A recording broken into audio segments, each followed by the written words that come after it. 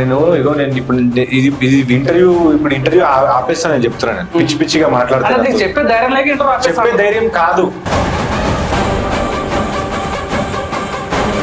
చేసేటోనికి తెలియలేదు. ఇప్పుడు నువ్వు చేస్తున్నావు ఇంటర్వ్యూ, వర్కౌట్ అవ్వకపోతే నువ్వు వేరే చేసుకోవాలా. వర్కౌట్ అయితే దీన్ని పట్టుకొని ఉంటాయంటే ఎట్లయితుంది? ఇంచుమించు మేము 10 లక్షల మంది ఫాలోవర్స్ ఉన్నాం మొత్తం ఇన్స్టాగ్రామ్ లో, యూట్యూబ్ లో, అన్నింటిలో కూడా. ఇంతమంది ఎట్లా వాళ్ళని కొంటున్నావా లేకుంటే వాళ్ళ జెన్యున్ ఫాలోవర్స్ వాళ్ళ? అసలు ఇప్పుడు నేను ఏం నేను ఇప్పుడు లేచి వెళ్ళిపోవాలా ఏంది? నేను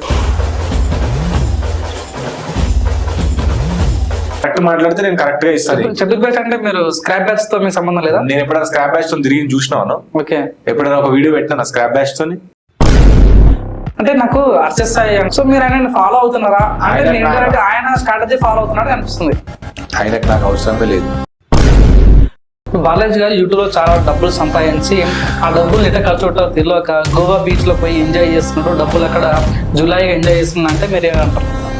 అవన్నీ ఉత్తి కథలు అవి. మరి ఎందుకు వెళ్ళిన గోవాకి ఎందుకు వెళ్ళి?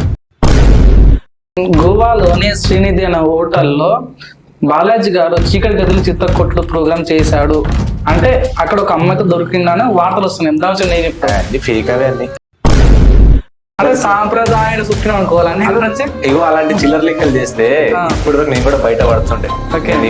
చెప్పాను మీకు తెలుసుకోవచ్చు మీ ఫ్యామిలీ బ్యాక్గ్రౌండ్. మా ఫాదర్ వాళ్ళు ఇక్కడ జైరాబాద్ దగ్గర 30 కిలోమీటర్స్ లో మా విలేజ్ ఉంది. కర్ణాటక బార్డర్ లో విలేజ్ ఉంది. మా ఇక్కడ సిటీకి వచ్చి మన బోయిన్పల్లిలో వర్క్ చేసుకుంటా ఉంటాం.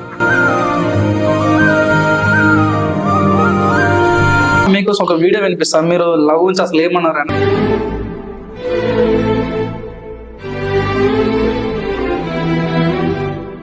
ఈ అఘోరి వీడియో చాలా వైరల్ అవుతుంది.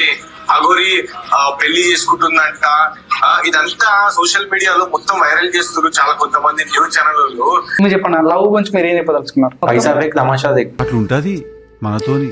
లవ్ చేసుకుని పెళ్లి చేసుకోవడం బెటరా లేకుంటే అరేంజ్ మ్యారేజ్ చేసుకోవడం బెటరా అంటే మీరు ఏం చెప్తావు? పెళ్లి చేసుకోదు ఫస్ట్. నువ్వు ఇరికిచ్చే వ్యక్తి నాకు తెలుసు.